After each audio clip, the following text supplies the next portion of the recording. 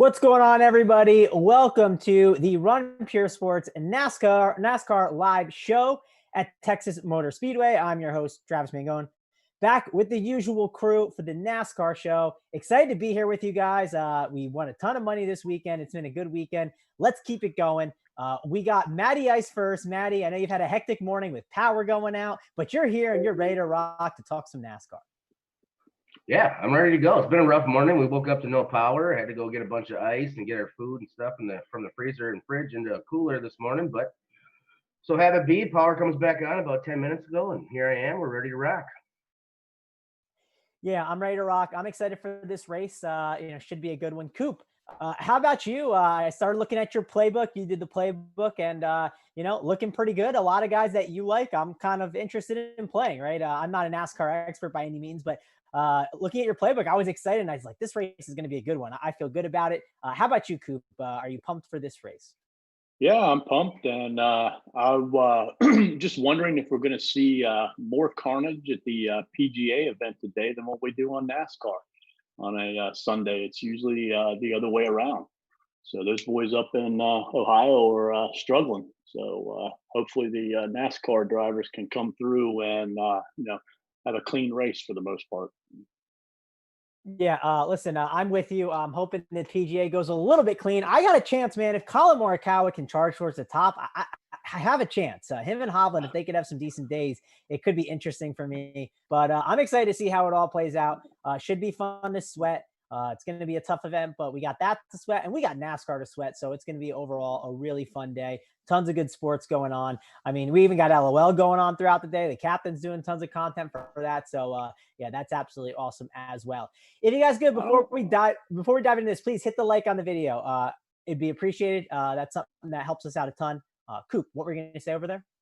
I was going to say, I don't think you're going to be seeing anybody charging to the front today, man. They might, get there if some other people fall down, but a charge is going to be hard to accomplish. No, you're right about that. Definitely probably not a charge to the front. I don't know. The best thing about today is, guys, no rain for NASCAR. Yes, that is correct. Actually, it's so funny. I was watching the Keg show and I looked it up. I said, hey guys, what's the race? And they said, oh, it's at Texas. And I was like, let me look at the weather. And one guy in the chat, he said, it's Texas. It never rains here. I said, I don't care. NASCAR brings the rain. They do not care where you live. So I wanted to check and we are clear. No rain. Should be a fun overall race. Coop, you do a little bit of an article for us. You do a strategy preview and you also talk about the course too. Or the track, the track preview. This isn't golf. Right, man. So give me the track preview, Coop. Tell us what you're looking at here. It's a mile and a half, what we had last week. It's similar to last week, similar to Las Vegas, where we can see some one groove racing. Usually don't see a lot of attrition here. Every once in a while, they do have more than what you see on average. Usually there's about 7 or 8 caution laps. But, one thing we got to watch out for is this race is usually run in late March, early April, and then again in November. And now, they're running it in the blazing heat of summer in Texas. So it's going to be hot. These drivers are going to have to stay hydrated. I'm sure, that'll be a big topic brought up by the people on TV.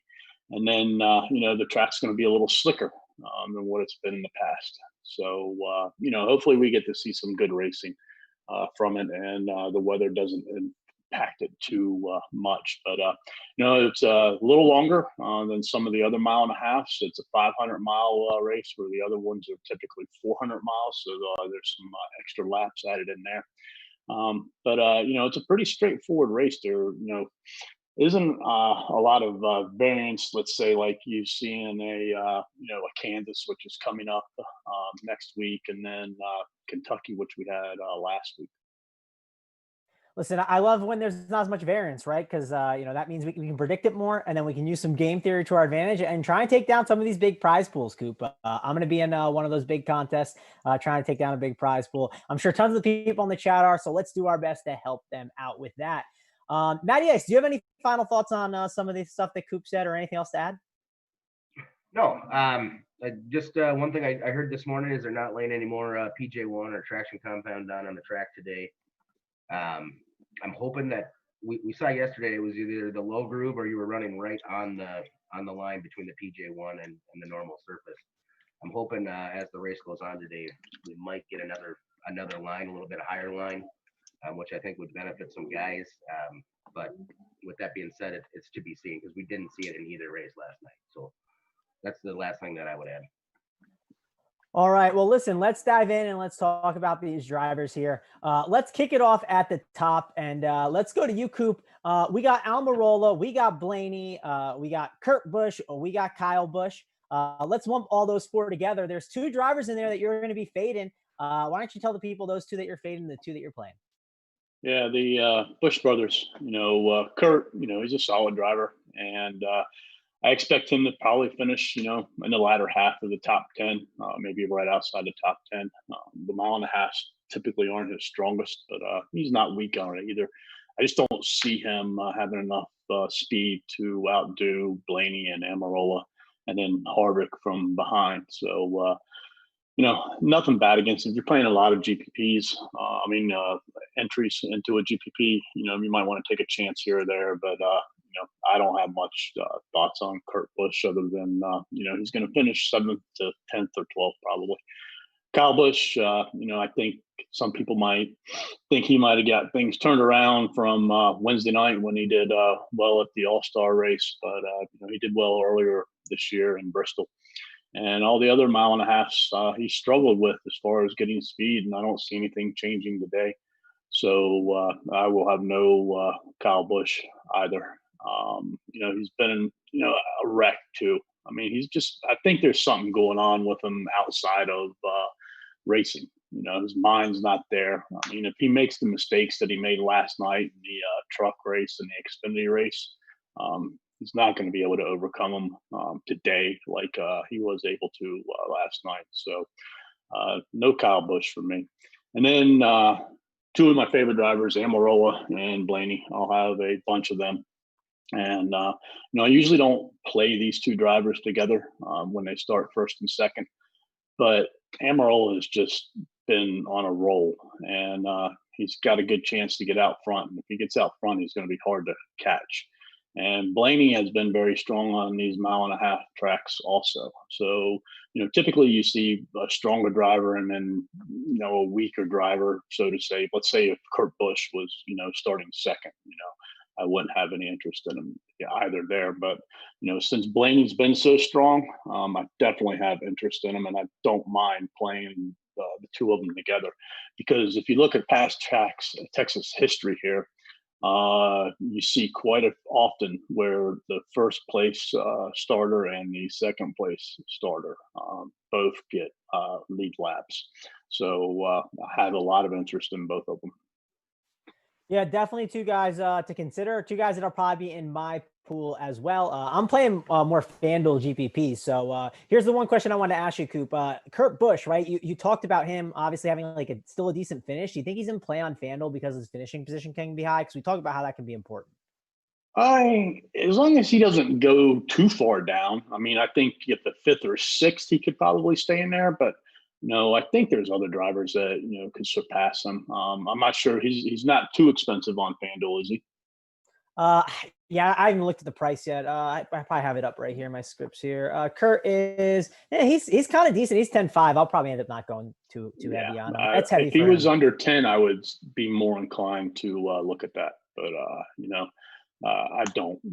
There's another driver who I would go for on FanDuel way above him, who's I'm pretty sure much cheaper and has a better starting position.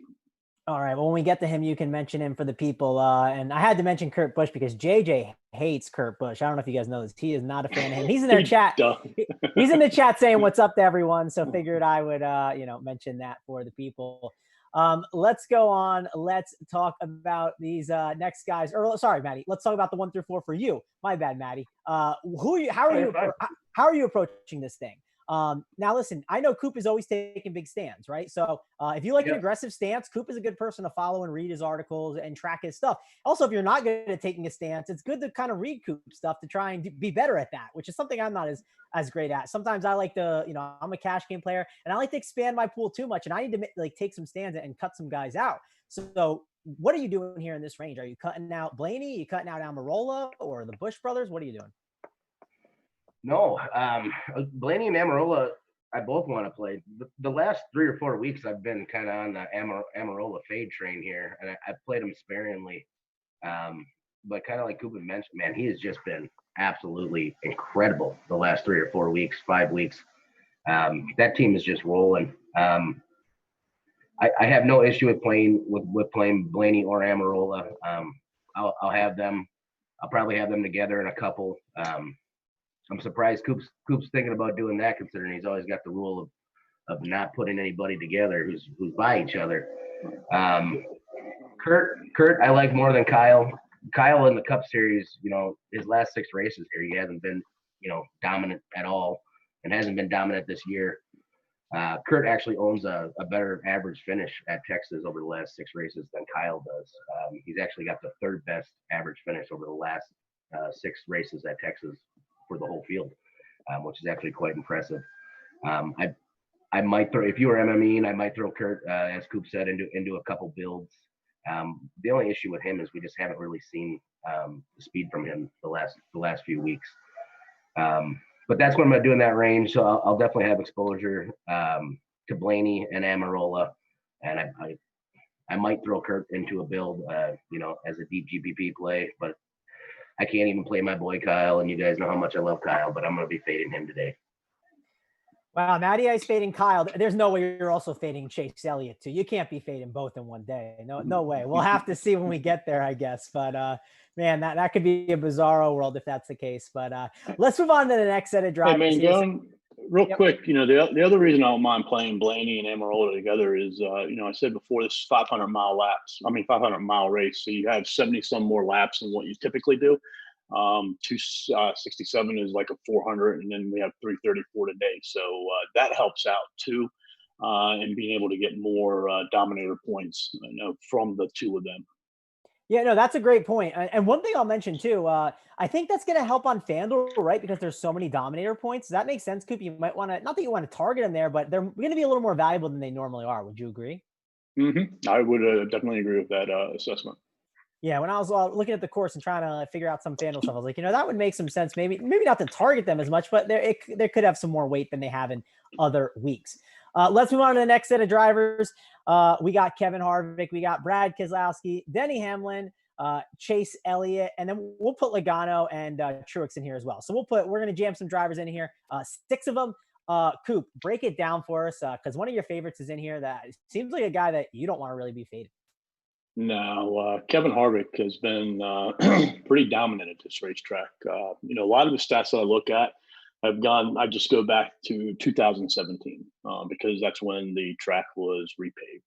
And if you go from there to current, there's been 6 races, of which Harvick's won 3, finished in the top 5 in 5 of them, and his worst finish is 8. So, that's pretty strong numbers. And, I like him quite a bit. I don't mind actually playing Harvick, Blaney, and Amarola together because I think the 3 of them are that much stronger than the other cars in the top 10.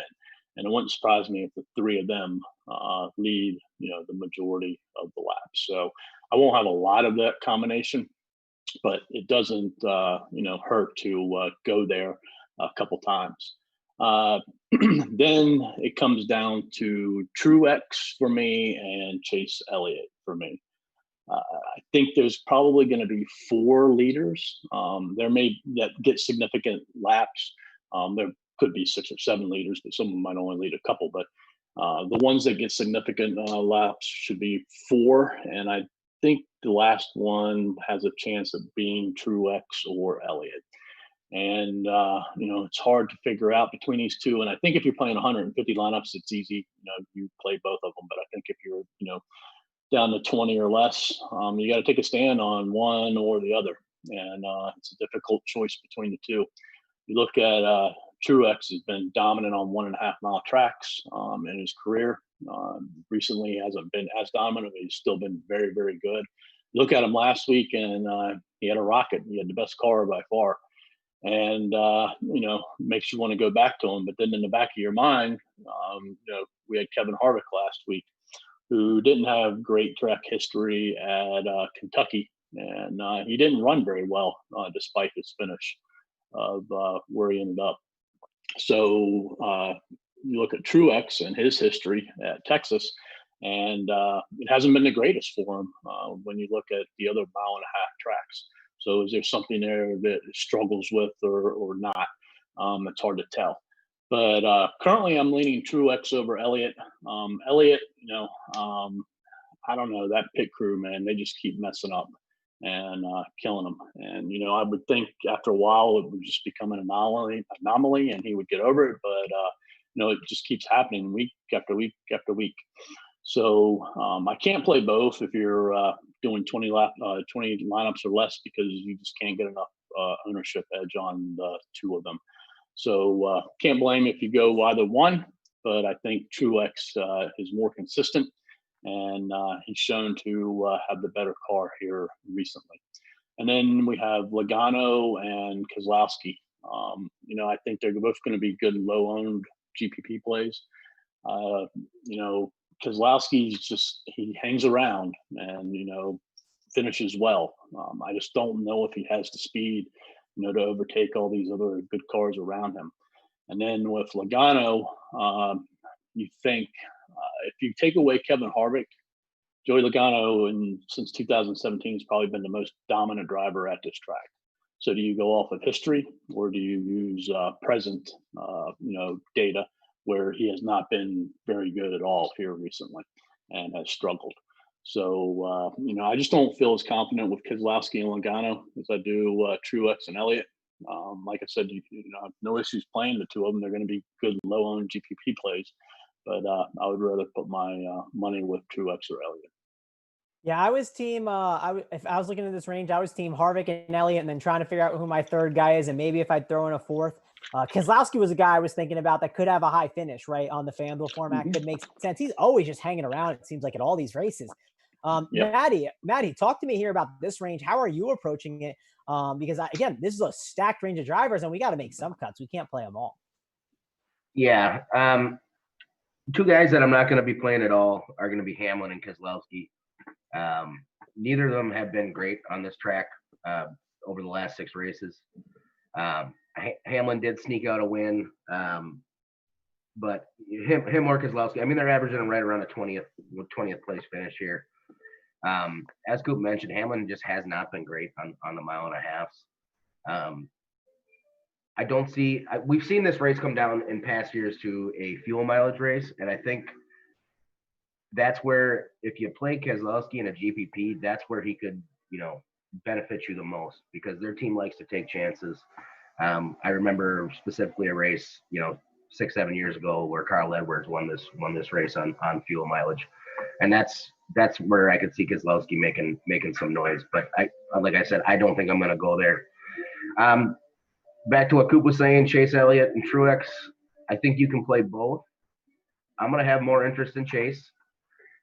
He's just the car's been so fast this year, and I can't get around that. And Truex just has been so hit or miss. Hi, Grayson. Hang on one second, guys. Go, buddy. But Truex has just been so hit or miss. I trust Chase. And one thing that I'm seeing on here is that I'm looking at some projected ownerships, and it's looking like Chase is going to come in actually a little bit lower owned than Truex. When I'm looking on here, I'm seeing about 37 to 38% for Truex, and Elliott's looking around 30%. So if it's a little bit of edge that I can get there with a guy that's been more consistent, I'm more than willing to do that. Logano has been great. I think I'll take a couple stabs at Logano. He's risky. I personally can't stand the guy, but I think he's worth taking a shot on. Just trying to pull up a stat here on him that I had saw. Give me 1 second. Where'd he go? Yeah, so over the last 6 races, he comes in 5th or 6th in laps led. You have Harvick, who's led almost 500 laps, and then Blaney's actually 2nd at 233. But Logano's right around just over 100.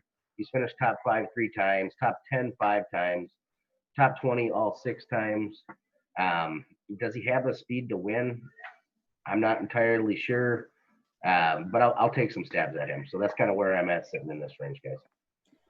All right. Well, listen. You guys are the NASCAR experts. You can convince me. I'm gonna change my Keselowski to Logano and kind of call it a day out here and not look back. So if it goes poorly, I know who to come back and blame and rage at in the chat. But no, I wouldn't do that to you guys. You guys are great, and I tell you guys because you guys have been absolutely crushing it. And I'm gonna keep tailing you guys in the NASCAR because you guys are crushing it completely. Any final thoughts on this range, Coop, Matty Ice, or do I move on to the next range of drivers? No, I didn't say anything about Hamlin, but I agree with everything that Matty said. I have no interest in him. He hasn't been good on the mile and a half this year. Yeah, Hamlin was the guy I was wondering about, like what I was going to do with today. So I'm glad to hear you guys not as much on him because I didn't want to get too much exposure. Just the thing, like I don't want to be like heavy on Truex and heavy on Elliott. I want to be around field ownership on them because Kevin Harvick gets to the front, man. I don't know if either one of them can pass him, and they don't have enough, place differential, points to get up there and make their value. So, you got to put that in mind too. I mean, Harvick's just been so good, so it's hard to pass that guy, and look at his history here. So that's something to think in the back of your mind also. And then I know Matty was talking about Chase Elliott's ownership. I think, when it comes to NASCAR, you can always add 5 to 6 to 7% on Chase Elliott's ownership projections because, he's the most popular driver. And, he actually came in lower at the All-Star race than he was actually projected. Yeah, and people play like that. So, I don't know. He's always up there for whatever reason. Yeah, and this is a mile and a half, right? This is a mile and a half track, and that's been Chase Elliott's bread and butter. And I had Chase Elliott to win. I made a little bet on that with the Keg Crew, so that worked out pretty well. So I'm definitely have to go back to Chase on mile and a half. So I was excited to hear you guys on him here. Let's talk about this next set of drivers. We got Matt DiBenedetto, we got Alex Bowman, Ricky Stenhouse, Bubba Wallace, and Ryan Newman. We'll go to you first, Matty Ice. What are you doing with this range of drivers? Bowman seems like the guy that's the talk of the town here so far. Yeah, Matty D, I think is definitely in play. He's just been fast. I don't see him as a cash play. I think he's definitely a GPP play. I definitely have some interest in him. Bowman's another guy I have some interest in. I was kind of looking around on my phone this morning while I had no power, and he's actually been better at this track than I thought he was going to be. He ranks about 15th in average finish. He does have a top 5. He started out really bad, but he's kind of progressively got better and better and better at this track. When I had mentioned the PJ1 this morning, or when we first started the show, if we get a groove that goes a little bit higher, Bowman's a guy who kind of likes to run a little bit closer to the wall, rides the high line, likes to keep momentum. I think he becomes a really, really interesting play. I plan to have some exposure to him. Ricky Stenhouse, I don't have any interest in. Bubba Wallace, I don't have any interest in. Did we go to Ryan Newman or no? Or where I can't remember where you said. Up to Newman was the last one in the 15. Yeah, and I think I think Newman becomes an interesting play just based on his price on DraftKings. He's priced at 6,300. Tons of experience. So I have no issue. He's not my favorite play down in that price range on DraftKings. And over the last 6 races, he hasn't been great here, but that doesn't mean that Newman can't pop, for a 10th, 12th place finish. I'll have slight exposure to him, but I won't be over the field compared to where his ownership ends up. And I'm not even sure that it ends up that high. So that's kind of what I'm doing in this section. All right, we'll kick it over to you, Coop. I noticed looking at the playbook, there's not a lot of guys you're really in love with in this range. Sure, you might have some of them in your pool, but this seems like a range you're not really that excited about. That would be correct. The only driver that I have interest in is DiBenedetto. He is the poor man's Eric Almirola right now. And, he has just every bit of chance to get up there as what Amarola, has and what Amarola is doing. He had some bad luck at Pocono, but you get rid of that race, and he's been consistently fast, and he's been consistently putting in top numbers. He finished second in Las Vegas earlier this year. He finished very well in Kentucky last week, third. He's been in the last couple of GPP lineups that have taken down big GPPs, and he'll be low owned again, strictly because of his starting position. And he was the driver I was referring to earlier. I would rather play over Kurt Busch on FanDuel. I think there's a $2,000 difference between the two. I think he's only like 8,400 or something like that on FanDuel, and I think he's a very, very good FanDuel play.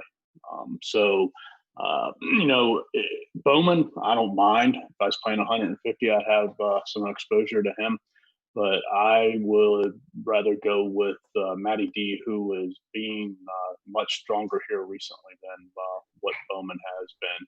Bowman is kind of struggling to find that speed that he had earlier this year. And then, Ricky Stenhouse, I don't have any interest in starting too far forward. Same with Bubba Wallace. And then Newman, if it's playing 150, I'd take a stab at him. I think the price is just a little too high on him on DraftKings for him to, make that value. The majority of his finishes are, 14th to 18th or worse. Sure, he could get up there and he could do well, but I'm confident passing on him this week. Yeah, man, I was thinking I was going to be playing some Bowman, but you guys are talking me off him. He's my boy, even though he, totally ruined me, but he's been fast at these tracks. I'm surprised that you guys don't like him as much, but listen, I'm going to trust, I'm going to follow you guys. You know better than me. And this seems like a range. Again, you kind of talked about it at the top. There were a lot of good guys in that range before. We're going to have a range where we need to maybe fade some drivers. So this doesn't seem like a bad idea. Any final thoughts in this range, Matty Ice, that you want to piggyback off of from what Coop said? No, I think I like Bowman a little bit more than Coop does. Like I said, I'll be taking some shots at him. He's going to be about as low owned as Matty D. I'm seeing about 10% on Matty D and anywhere from 13 to 14 on Bowman. But I don't mind taking some shots on either or. But I like Bowman a little bit more than Coop does. One last question for you. Ricky Stenhouse, did you mention it? Maybe I was busy looking at some other stuff, building out my lineups. Is he going to get in an accident here, or will he be fast enough where we want to have him?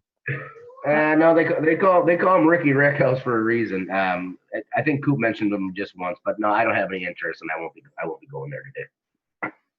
You either, Coop, no interest, or what was your thoughts on him again? No interest. I think he's just starting too far forward, and there's another driver who we haven't got to yet, but we're about to, that I'd rather take a stab at than Stenhouse. All right, well, listen, let's talk about this range. I'm gonna try and guess it real quick here. So we got Buescher, we got Boyer, we got Byron, we got your boy Cole Custer. You got to talk about that win. That was absolutely awesome. And then we got Jimmy Johnson. I'm gonna say Jimmy Johnson's your guy, maybe. I don't know if that's a crazy answer, but let's see. Is Jimmy Johnson your guy? And take your Cole Custer victory lap for the win last week. Yeah, I'll have a lot of Jimmy Johnson, but the driver who I would rather play over Stenhouse would be Buescher. Buescher's due. He's much better than the results that he's been getting. And he just basically needs to finish his, where he started. To pay off because his price is so cheap, and that's the other piece. I'd rather have him over Stenhouse, and he's going to be in the same ownership range as what Stenhouse would be also. So he gives you a little bit more cushion as far as upside goes than what a Stenhouse does, and then he obviously gives you quite the savings too. So I'd rather take a couple stabs on Buescher than Stenhouse. Same thought process with Wallace and Newman. I'd rather take them shots at Buescher too. But back to the other drivers in this section.